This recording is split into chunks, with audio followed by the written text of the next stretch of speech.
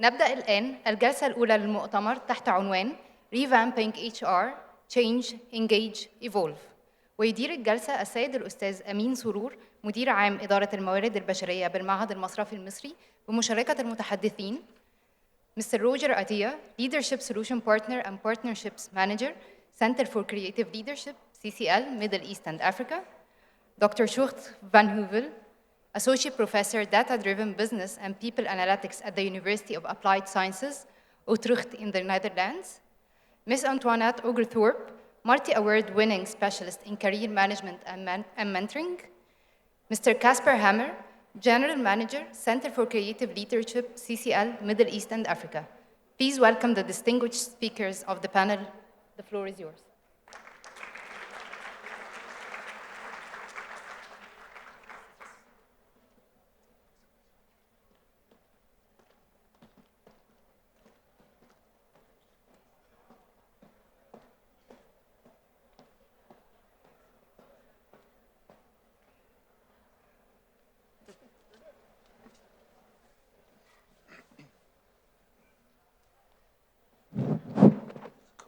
So good afternoon, and I hope it's not late to say Happy New Year. Jan is almost over, but we still have 11 months ahead, full of aspirations and full of goals that we hope that we all have a strong year ahead and we can achieve our goals further.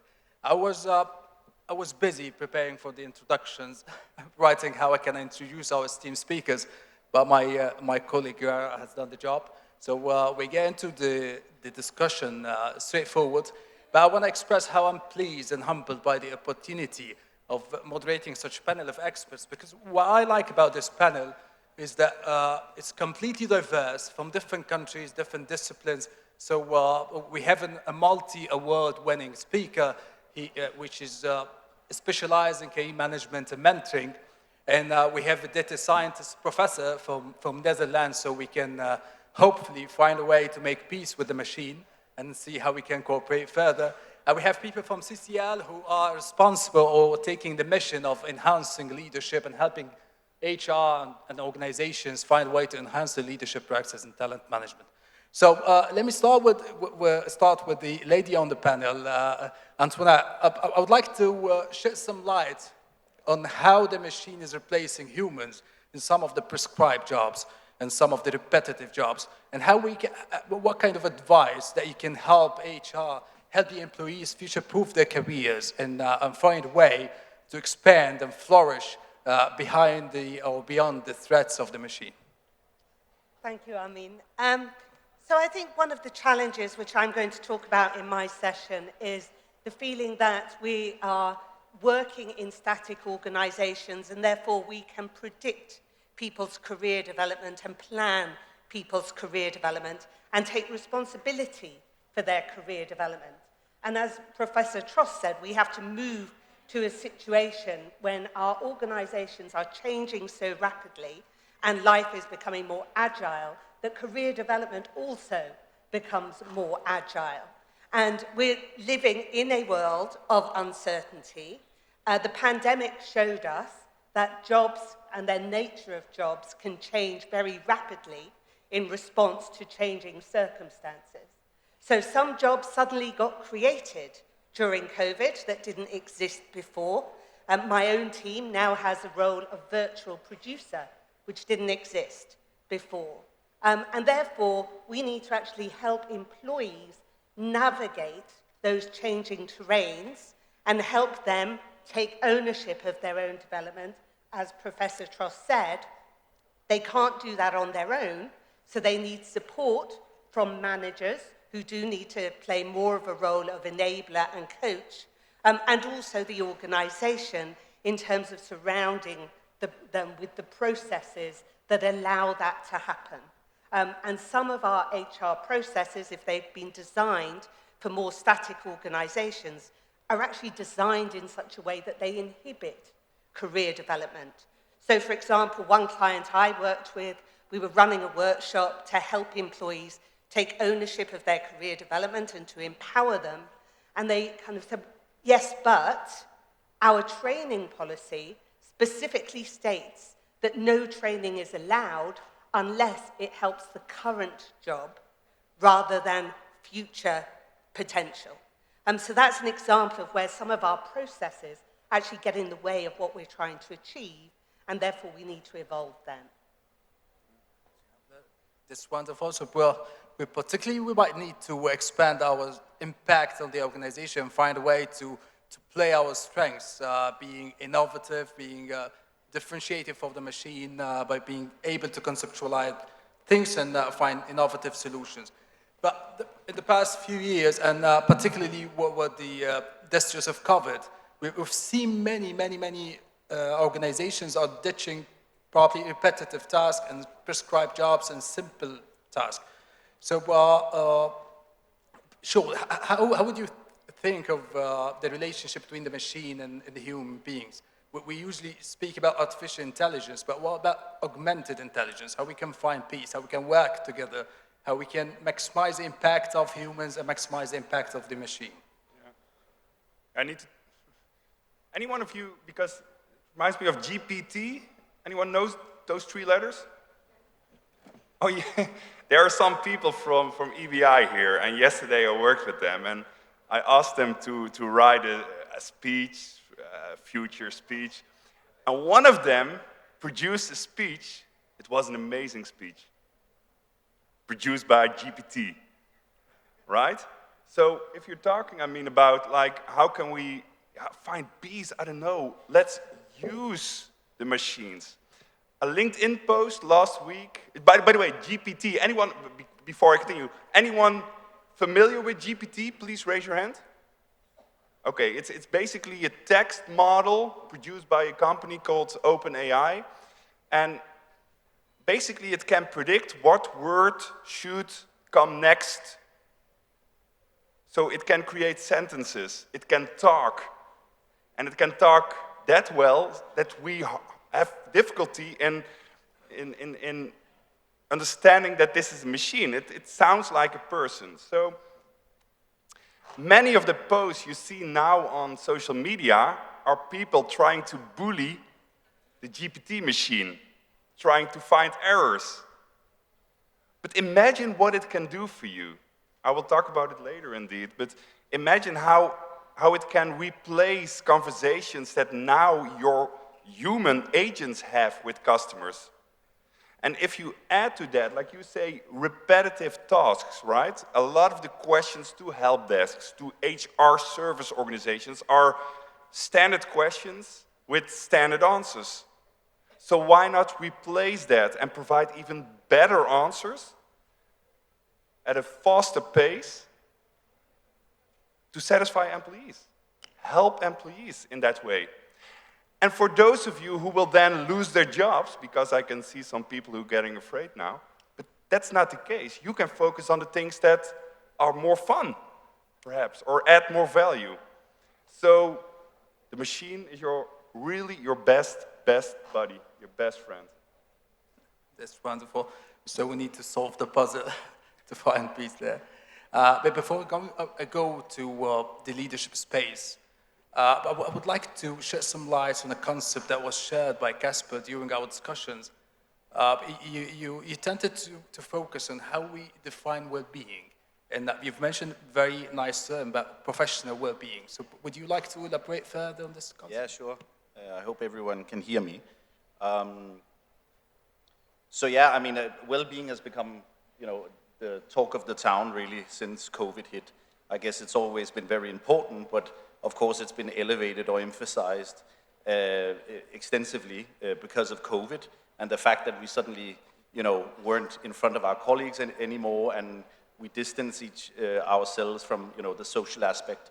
But what we also realized was how important actually the social element is. Because one thing that we, despite obviously things like ChatGPT and other AI and technology, what they don't possess yet are things like empathy and sympathy. Just yet. Not yet. Yeah. Not yet, but until then. And that's the thing that, of course, I totally agree with you that technology is our absolute best friend. But at the same time, we also learned earlier that, people, they stay in jobs because of their managers, because of the culture, because of the people. I mean, that at the end of the day is really, really important. So with professional well-being, It is extensively on the rise. It's very important, and very much in the financial sector, it should be actually on the top of the agenda. So maybe before I continue, I just want to ask, in terms of well-being, if you raise your hand, how many of you or in your organizations is well-being of employees on the top of the agenda? Please raise your hands. 1, 2. Okay, that's not a lot. I mean, that's ABI. It's ABI. Yeah, I mean, that's like a few people, right? I mean, I don't know, maybe that was 1%. How many would like well-being, your well-being, to be on the top of the agenda? Okay, so considerably more. So that just shows you that, organizations aren't doing it, but it's really important. And why is it important? Well, professional well-being is about you being in harmony with your values, your strengths, and your talents. And what does that mean? That means that if you're working in an organization, you are able to fulfill your goals, you're able to develop, and you're able to contribute to a higher purpose. So you can have impact on society. That's really important for people. So one of the things that we look at in CCL ourselves, and this is a real-life example, is that we actually put well-being on the top. It's actually on the top of the agenda for the entire organization globally this year, because what we found in the past few years, and also from our research, is that not only is it good that you have people that are happy and thrive and develop and do well, but there's also a direct correlation with the outcome, the output. So if someone's really happy, they thrive, they develop, they are in harmony with their values, they feel they contribute, guess what? They actually also do really well. So the discretionary efforts, they actually go up significantly. So in financial sector, I believe that would be of considerable interest to all of you, considering that financial sector tends to be quite focused on outcomes and revenues, etc. So I would say if you're not doing it right now, you should definitely focus on it. And then going back to the technology, there is technology out there to support you. And again, it's not to replace leaders, it's not to replace the managers, it's not there to replace executives, it's there to support. So we've actually done that ourselves at CCL. We've implemented technology to provide us with insight real time on our people, how they're feeling. We're not, by the way, when I say how we're feeling, we're not talking about, are you happy, smiley faces, is there free water and coffee in the canteen? It's not that kind of happy, but do I feel I'm contributing to a greater purpose? And we're using technology to actually measure that. And from that, myself as a leader, I'm able to leverage the output from that technology, that analytics, to then make better decisions. So that's a little bit about what it is, well-being, what it means for us, and how also we make the most out of it by leveraging technology. I think that's absolutely interesting, because in psychology, they tend to differentiate between subjective well-being and experienced well-being. And but I think we need also to discriminate happiness from well-being, because most of the time we think that when people find that match between the highest challenge and highest strengths, that might be where they find the purpose, they find how they contribute in a meaningful way, in the meaningful job. I will refer back to well-being, and I will get to pick your brain, Antoinette, on this topic. But I want to give you space, Roger, here to expand on the idea of expanding the leadership capacity. So how would you approach this? Because I'm preparing some questions, but a good job crafting for Antoinette. I want to link those concepts together. Yep, thank you, Amin. So if we want to bring the leadership angle, and at CCL, again, everything that we share and we kind of talk about comes from extensive and ongoing research that we do. So it really comes from best practices that happens and that work. And the data showed us that when we talk about well-being, it's really, and I like what Professor Armin was sharing in the morning, it's really not about over-caring. It's really not about just making things very happy and take care of people and people becoming oversensitive. It's still about having thick skin, but it's about oiling the machine. So if we have this machine that's working towards whatever future success that we want to achieve, are there friction? Are there places where we need to oil it and make sure that it works better? Because what we figured out, and we found out that well-being is not very different or separated from the operation itself. Well-being and the operation of our business come together.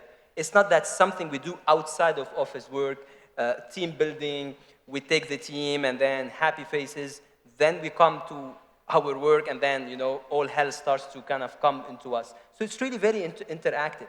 That's why leadership is very important to make sure that those environments and the conditions are there. I always like to give the analogy, you know, of nature. If you look at, if you want to plant a flower, if you want to plant a tree, you just need to make sure that the conditions are right, and then it will flourish. In the work space and work environment, when people are working together, as leaders, we need to make sure that the working environments and the conditions are there for our individuals and our organizations to flourish. And those are the things that we will need to take into consideration when we talk about well-being. Now, another angle, talking about we don't live in a static world, and about many disruptions that come into play. And these disruptions always create some confusion. One of the things that we need to make sure that it always happens as leaders is, are we as a team or as an organization, are we producing proper leadership? And I'll expand what I mean by this. Because at CCL, we differentiate leaders with leadership and leadership culture. And the definition of leadership for us, it's not about the leaders only. It's about the collective. It's a social process. So everybody is contributing to the outcomes of leadership. And if the collective come together and the collective is producing direction, alignment, and commitment, then leadership is happening. And this is very much linked to well-being, or very much linked to having disruptions or having changes, because our North Star or our reference will always go back, and I can expand later on it. Are we as a team producing direction? Do we know where we're going and we agree on it? Do we have the proper alignment in terms of our operation? And do we have the proper commitment? And then everything would get connected from well-being and so forth and so on. All right, since we have an expert in coaching here, I want to pose a question for the whole room. Coaching was a buzzword over the past decade in Egypt. So how would you see coaching? If you are practicing coaching as part of your HR practices in your banks, please raise your hand. Okay. And if you want to practice coaching as part of your performance management systems, if this is an objective, would you please raise your hand? Okay. Antoinette, I'm a big fan of your work. You know, so I want to give you a chance to expand further on how HR can help leaders and can help employees perhaps use career management and mentoring and coaching as part of the integrated day-to-day activities, and how they can help people and employees find and create a meaningful jobs. Yeah, I mean, it's partly about changing mindset. So leaders understanding that their job isn't necessarily to have all the answers. Actually, their job is to have the right questions to help their employees find the answers. Now, that doesn't mean to say that leaders don't have useful experience to share. And unlike executive coaching, for those of you who are trained in that, where actually, you know, an executive coach never shares their experience or their ideas, you simply enable the individual to come up with their own solutions. Managers and leaders in an organization should be allowed to share useful experience, ideas, and insights and knowledge that will be helpful to the person that they're trying to support. The key thing is doing that in a way that is not telling them what to do, but instead is providing that information as an additional source of know-how and knowledge that the individual can then select from in order to make their own decisions and decide what action they're going to take. Because telling someone what to do is about creating dependence. And that does not build capacity, which we've talked about. Instead, that reduces capacity. If we want to increase leadership capacity, we need to enable and empower people for themselves. And that means, and empower means giving them power by helping them realize how resourceful they are. And that is truly being people-centered, that the employee is at the heart of that. So in terms of coaching and mentoring, it's quite a different mindset for leaders who are used to being the experts, being teachers and telling people what to do, and therefore directing them based on their expertise. And especially for those that get involved in mentoring, who have years of experience and wisdom, they can believe that their role is a quite outdated view of mentoring, which is telling their protege what to do and molding them in their likeness, rather than actually empowering them to be self-sufficient and independent, while at the same time being there to guide and support, and sharing experience and wisdom as part of a collective body of knowledge that the individual can then select from.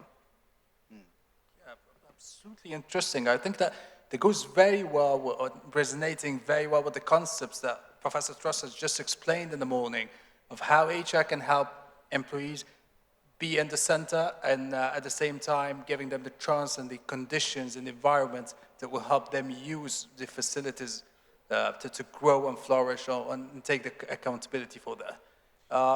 I used to ask a very important question because always we get very positive results here. So I'm going to repeat the question again. How many of you as HR professionals are satisfied with the outcomes of the current performance management practice?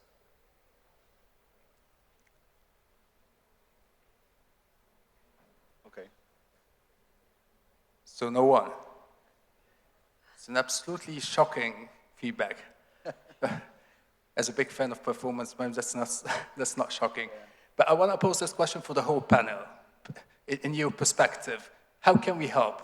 How can we revamp performance management practices properly to link it with well-being? Because primarily all performance management practices are designed around evaluation. Can we redesign performance management practices around well-being? Well, what's quite surprising, and I'm not trying to put anyone down here or their organizations, but I'm quite surprised actually when asking these questions, how few people are actually raising their hands toward, when looking at, whether you have good performance management, if well-being is on the top of the agenda, etc. I mean, I'm quite surprised actually.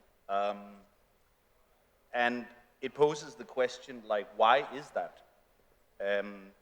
What we've seen, and also what we've experienced with many companies, is that when some of these things that I just raised, when they are the case, it tends to be, and I'm not saying it is, but it tends to, often be an outcome of organizations where there is, a certain hierarchy, and where things like trust and psychological safety is quite low. And why is that important to state? Because all the things that we've spoken about today, adopting new technology, enabling leaders, employees to take decisions, great career opportunity and development, well-being. Actually, at the core of all of this is trust and psychological safety. And if we look at, again, going back to the case of CCL and us implementing well-being technology to understand what motivates and engages our employees, the main contributing factors to everything that we do, from measuring this for the past 2.5 years, is trust and psychological safety. When trust is down, when psychological safety is down, there's a direct correlation to the performance of the organization. Direct. 2, there's also a direct correlation with the level of innovation that we have in the organization. So if you are low on trust in an organization, people will typically not take a decision because it's not safe.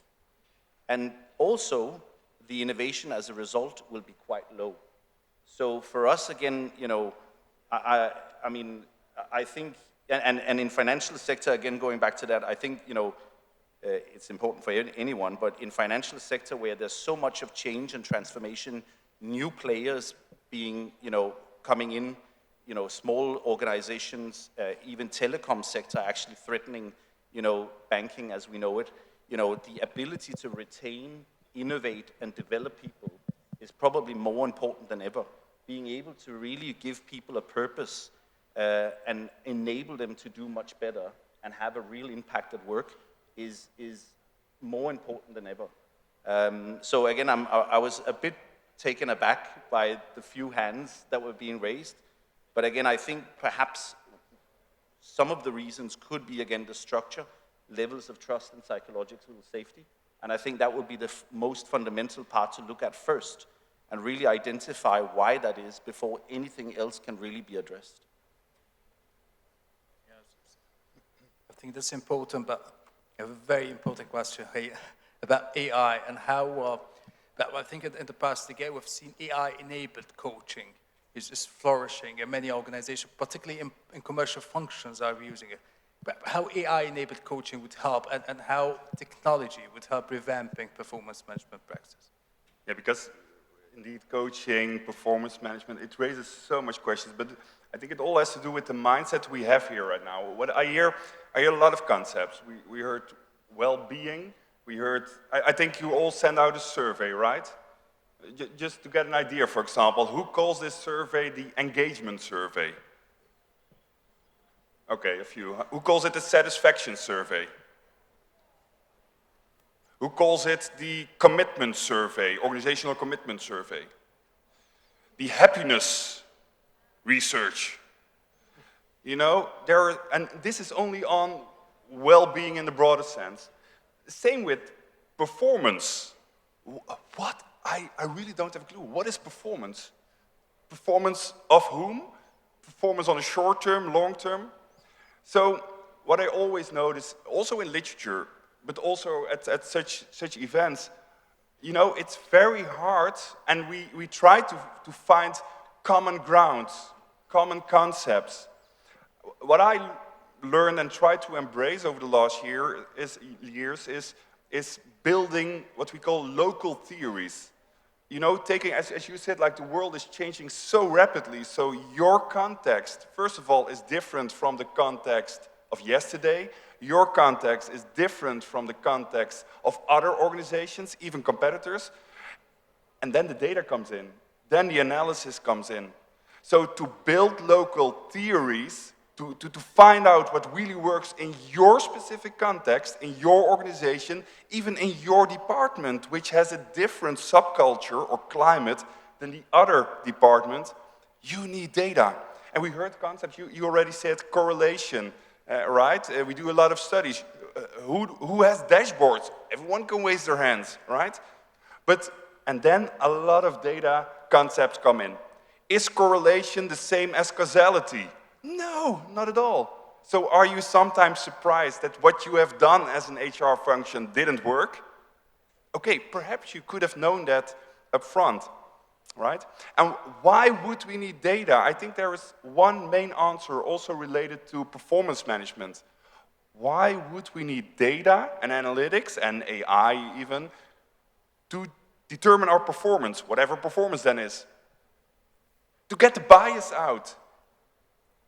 And I'm biased, I know, so I'm an advocate of data, of analytics, so I'm biased by definition. We are all biased.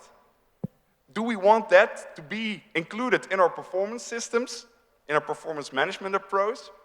I think increasingly less, right? As an individual, but also as an organization.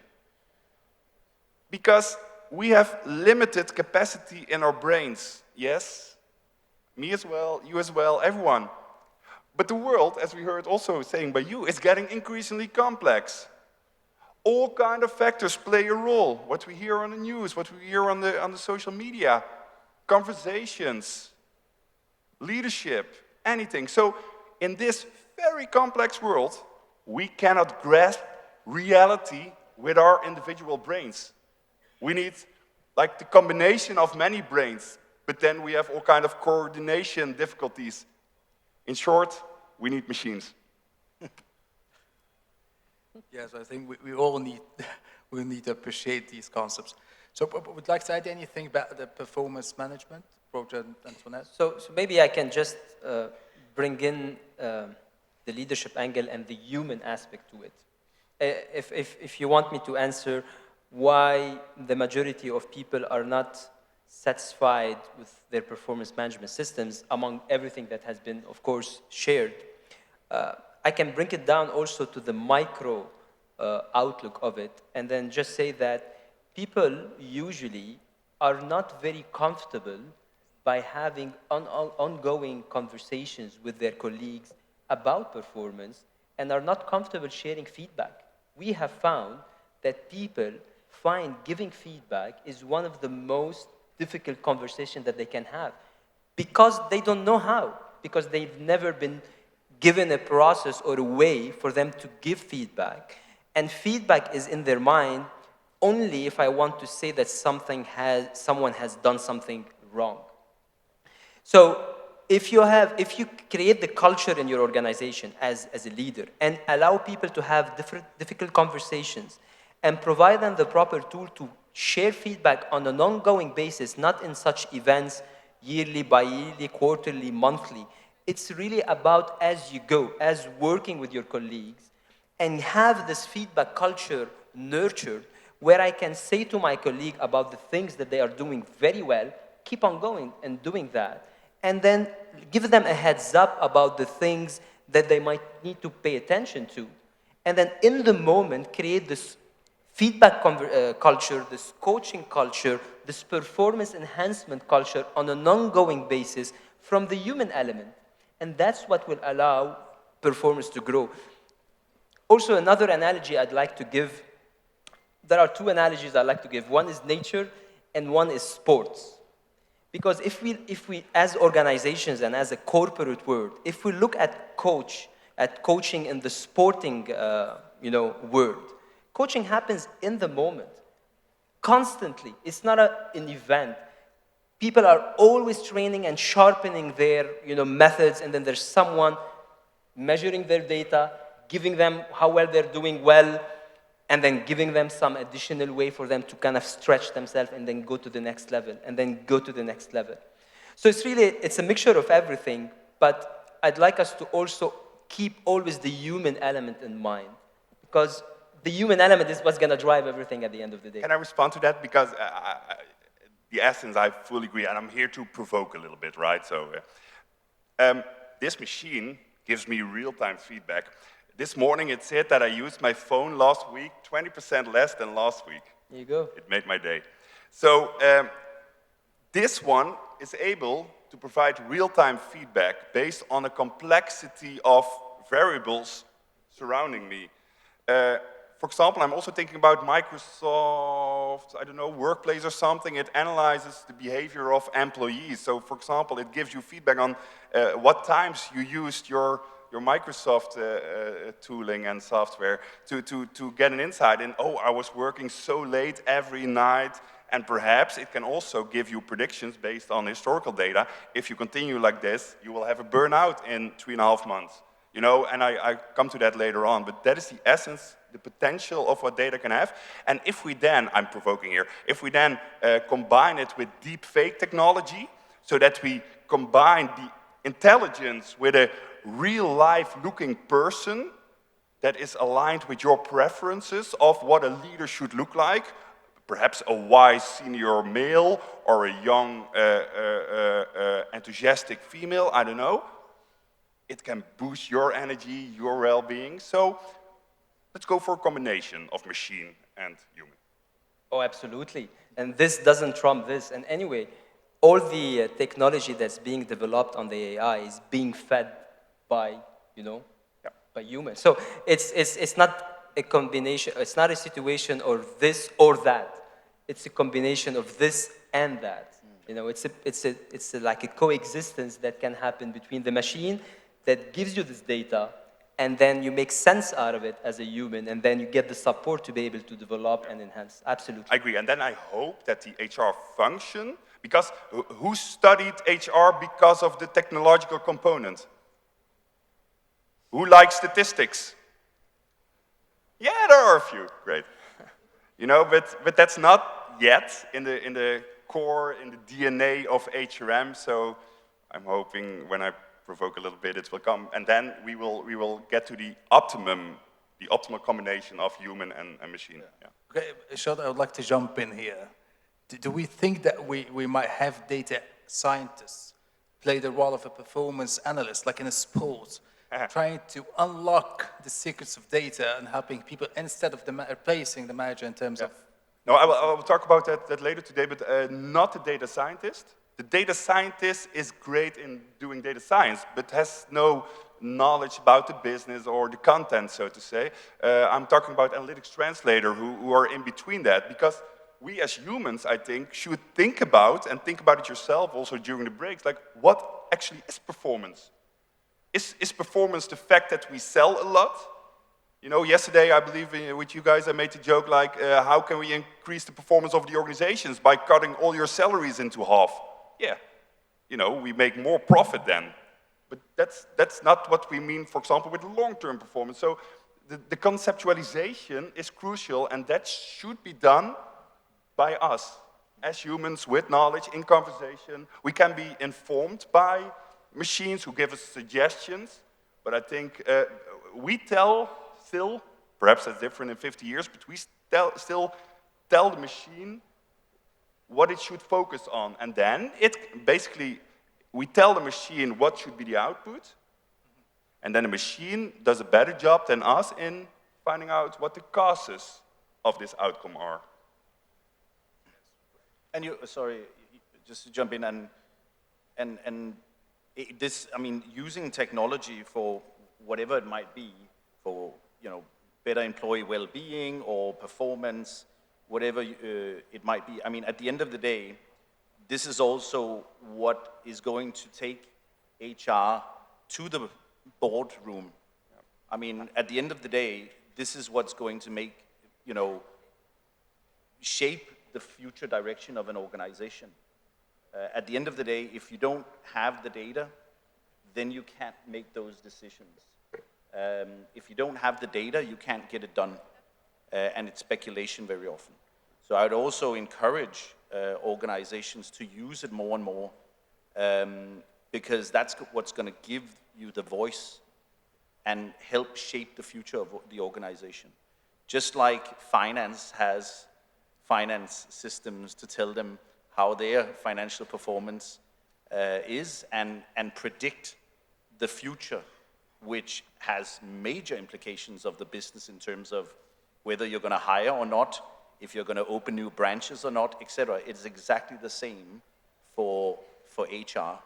If you can produce the data and inform the CEO or at the board level what direction the organization is going or not going as a result of the talents that you have, that's pretty powerful. Yeah, I think you can triple the budget you get from your organization for the HR department, or even more, if you can show that $1 investment in whatever, in coaching, for example, coaching, it's such intangible. No, it's not. No, it's not. We can make it very hard that every hour I hire you to coach me, and I sell then 3 times as much. And that's the difference. I like what you say, and you mentioned the word data. Yesterday we had a conversation about data. When does data become information or something? When does it become insight? Because data is useless unless you know what the relationships are.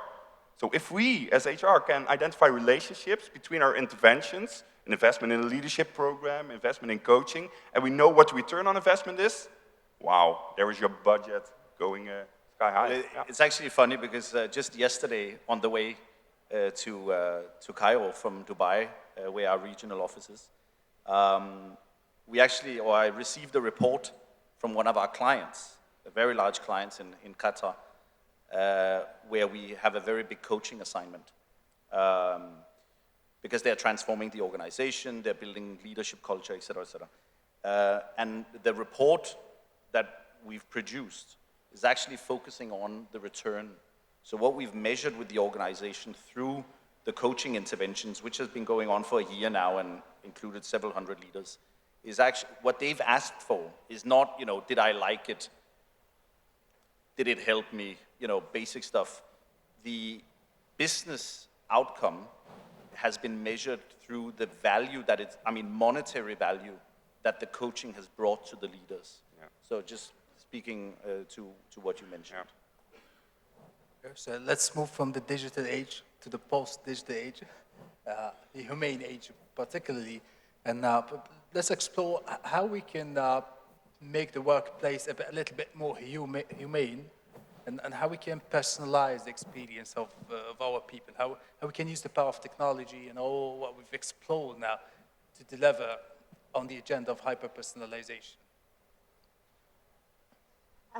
So I'm fascinated listening to this story about data, and I'm just going to kind of follow on from that quantitative data is important. I think we mustn't forget the qualitative data and the lead indicators as well as the lag indicators. So the lag indicators are the return on investment, the final outcome. But not everything is quite just in time and in-moment feedback. And when it comes to people and their experience of the workplace, then actually, there's a lot of shifts that have to happen in that individual and their experience in order to get to that final outcome. So whether it be confidence, and confidence comes from taking action. Lots of people feel that you need to be more confident in order to take action.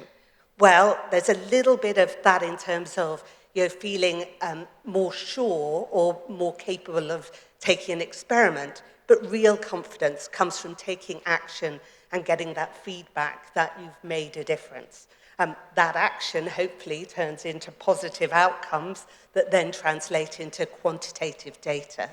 I often get asked, how are we going to measure the return on investment of a career management or mentoring initiative? And I ask the question, what are the drivers for this career management and mentoring initiative? If they are purely quantitative data, then obviously that's your outcome. But these days, there's typically only one question in an engagement survey that is about career development. And yes, the answers to that question may be quite low, but the inputs into that answer are huge and multidimensional. So many of the drivers are actually qualitative and anecdotal. Conversations with employees that they don't feel valued, that they're not having conversations with their managers about what they're looking for from their careers. Conversations with managers that they don't want to have those conversations, not because they don't care about their employees, but because they do.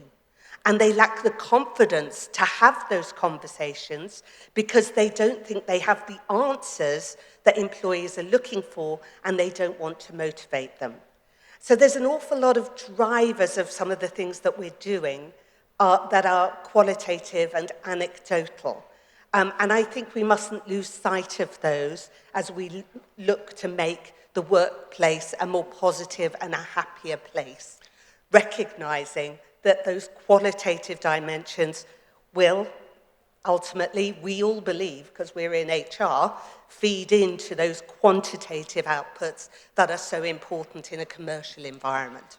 You understand that I need to respond to this because first of all, I cannot agree with you more. However, there's a comma, however.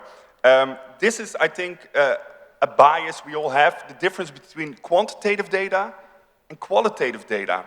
Let me give an example by one of my students. For a Dutch bank, I'm from the Netherlands, and there was a bank in the Netherlands, I think 25,000 employees, developed a new strategy, and what she did in that research, she studied with text mining. So she used qualitative data from the performance management reports to find out to what extent the words used in the performance talks resembled the words in the strategy. So let's get rid of the idea that qualitative data cannot be used in science, in computers, in analytics. Moreover, I think I can even agree with you, could not agree with you more, that the qualitative data may be the golden key here to really understand and also capture all the anecdotal evidence, because I can talk to 6 people, I cannot talk to 25,000 people. And there the machine steps in. So I think we fully agree. Yeah. So let me take data out of the sentence. Let's not stop talking to our managers and our employees to understand. Yeah, and where then we they're can coming capture from. it with speech-to-text technology and analyze it. Yeah, that's possible. You know, just funny enough, and you know, again, those two things, those two extremes coexist together, whether the human aspects or the data aspect. But funny enough is that a lot of data has shown us that the human connection is what people either leave or stay organization. So anything, I think they both exist together. We should have data. We should count on the data showing us and giving us all this analytics that can give us a better way to take decisions and, you know, enhance our performance. At the same time, connection and human connection is very important. And a lot of data has shown this, that at the end of the day, people are coming together to be able to accomplish something that they can't accomplish by themselves, and so they can feel they belong to a certain bigger goal, they can grow as individuals, and they are contributing to something bigger than just, you know, getting. And those things are, I would assume, the qualitative thing that Antoinette was mentioning, and those things happen only in communication, in connecting, building the bond with people, making sure that we are close with our employee, and seeing them as a whole person, rather than just as an individual input and then output, and then seeing the bigger picture and be able to kind of break the ceiling, or break this kind of barriers between us and them, that is numbers and data and performance. Yeah, and imagine if we can, because I'm not making an assumption here that we should replace people, but imagine that your suggestions can be proven by the analytics behind it, and then we're back at the budget for the human resource group, right? Because yes, in the end it will be about conversation, but we have so much difficulty in proving why we need this development program, why we need this coaching project. So this gives us power as an HR function. Absolutely. No, it actually really does. And again, you know, I think we all agree. I'm glad Roger is sitting in the middle, actually. Actually, it happened by... but no, I mean, we all agree, and you know, especially around the investment of people and development. I'm sure most of you and your organizations are investing in people and developing people, of course.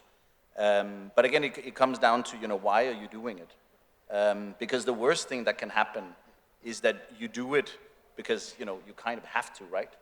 But again, if you don't have the data to inform you about why you should be doing it in the first place, what the outcomes are, and then justifying, continuing that investment, you know, there might be a big fundamental problem that you're overseeing, right?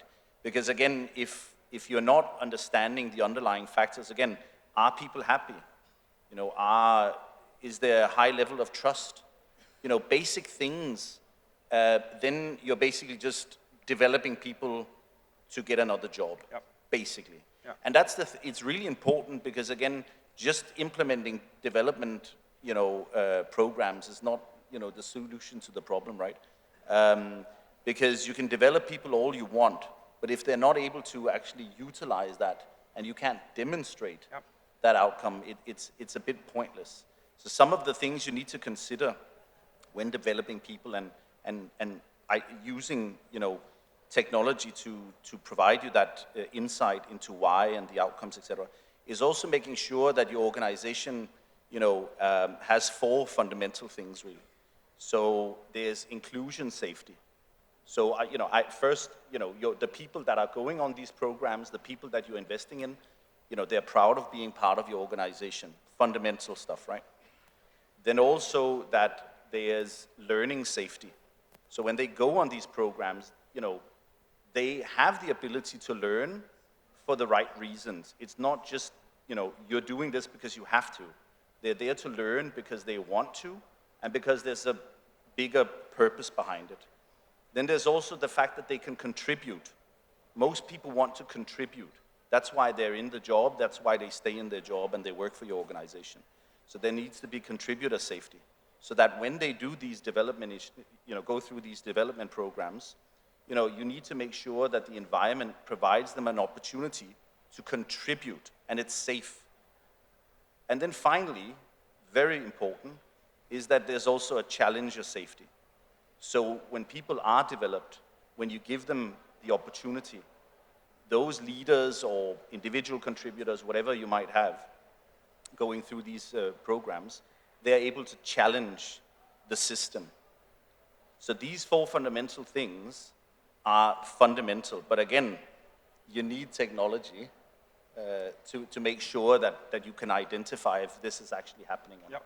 Yes, I think we've opened an ocean of insights and topics.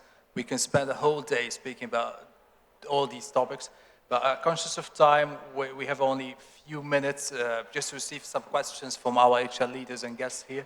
If any of you would like to pose any questions to our speakers, please go ahead. I think we have some wireless mics. Any questions?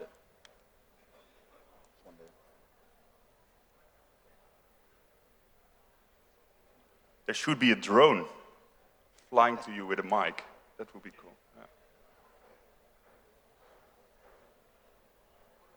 Hi, my name is Hani Tantawi, Talent Management and Organization Design Manager.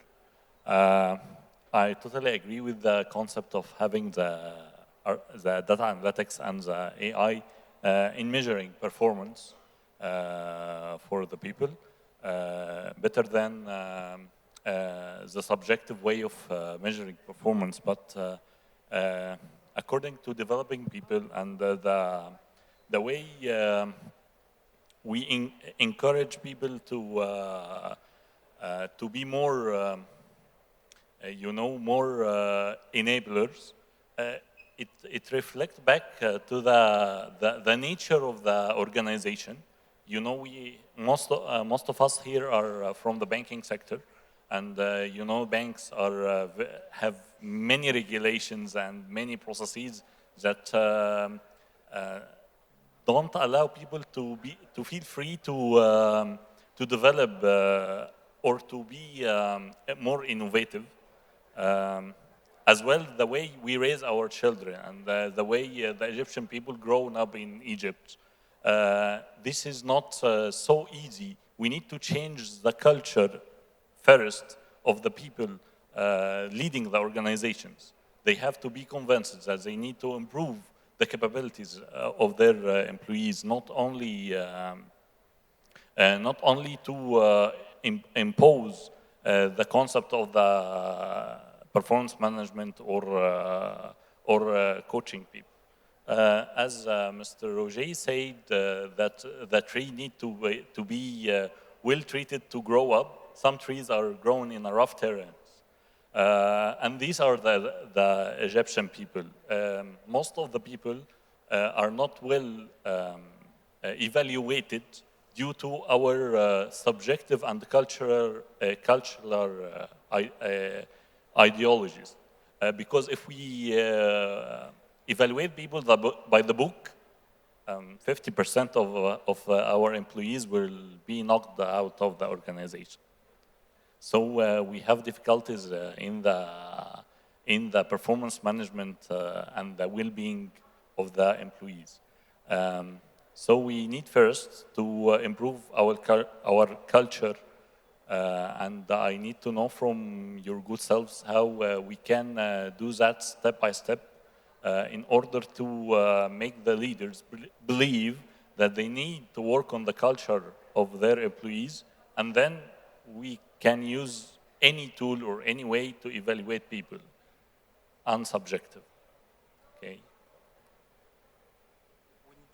We need another panel. Yeah.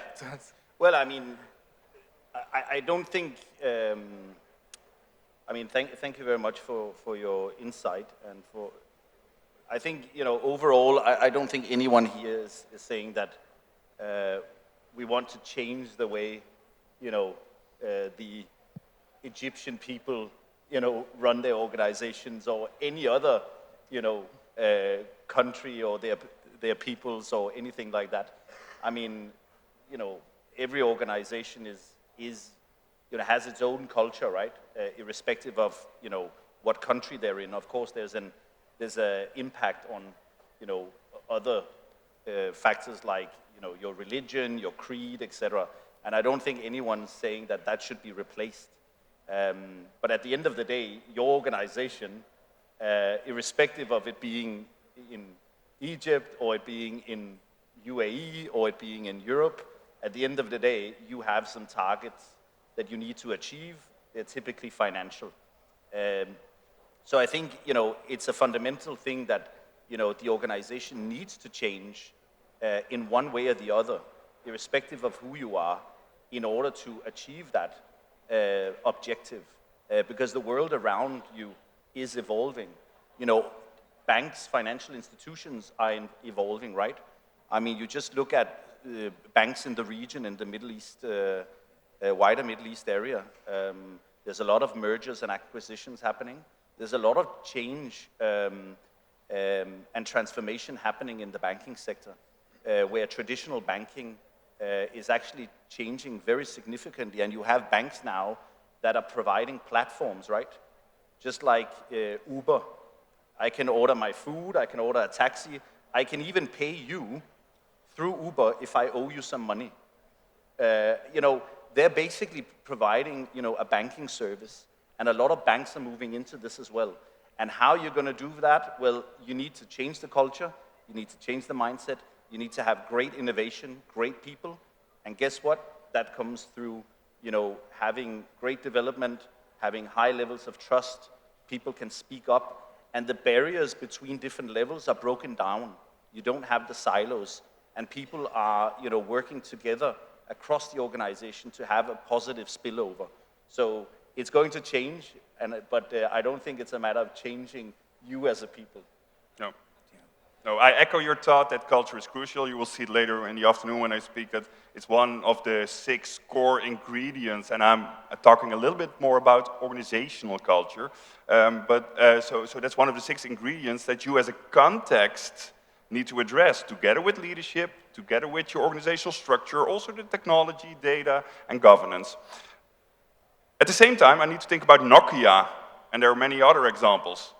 If you don't realize, are not aware, or don't want to see what is happening around us, we run a risk at becoming the next Nokia. No, smartphones, nah.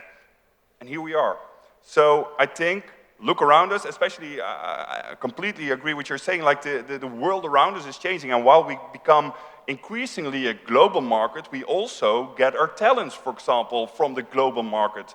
So if other countries, other organizations, even other industries are better in getting the right talent, perhaps based in China or India or Canada, whatever, then we lose the match. So I think take the context into account, take culture into account, find out where you want to be, set your ambition, and then develop the pathway towards that. I will give some suggestions later on. Yeah, thank you. Yes. I think it's time to thank you very much for your listening and to thank our esteemed speakers for your insights and thoughts today.